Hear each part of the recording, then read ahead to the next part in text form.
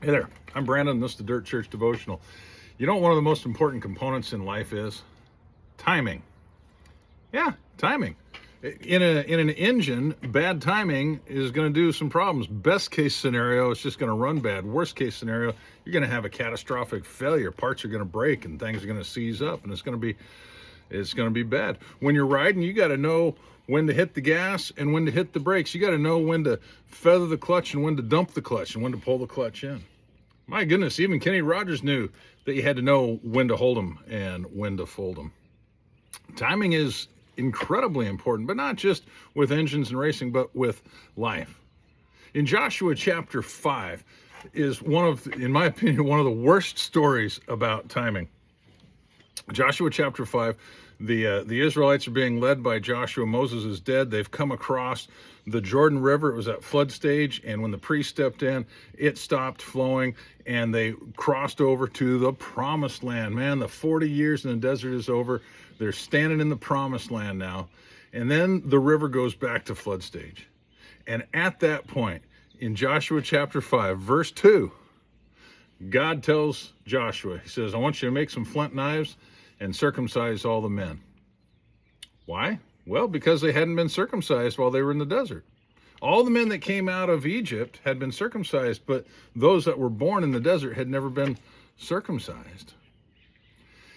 Here's my problem with that timing. We're in the danger zone. Couldn't we have done that on the other side of the river? Couldn't we have taken care of things over there before we came on this side and were blocked in by the river and by our enemies? But no, God chose that time to circumcise me. If you go back in Genesis, you see the story where Dinah had been raped, and her brothers Simeon and Levi, they told the townsfolk, hey, yeah, if you'll circumcise your men, we'll intermarry with you. And then 3 days later, while the men were still sore, they went in and wiped them all out. That's got to be in the minds of these people. That seems like horrible timing. But I want you to understand something.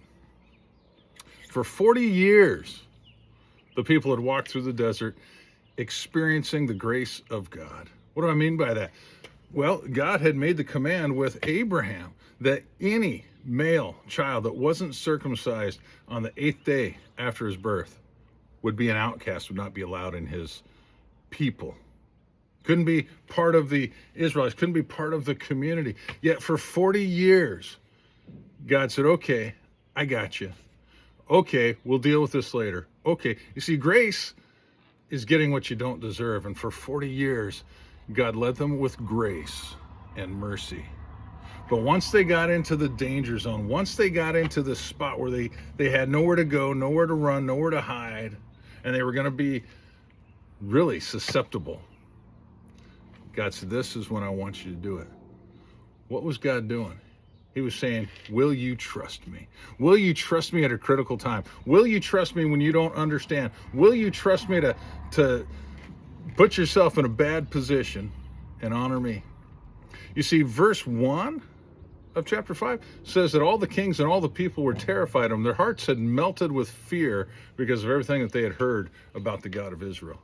You and I can read chapter 1. They didn't. They didn't know that. They weren't privy to it. They had to live it and learn it. And can I tell you something? God sees chapter 1 or verse 1 in your book. And he's just asking you to trust him. He's got it. His timing is always right, even when it doesn't look good to us. Trust him. Is he telling you to stay? Is he telling you to go? Is he telling you to jump? Is he telling you to move? He's telling you to change? Trust him.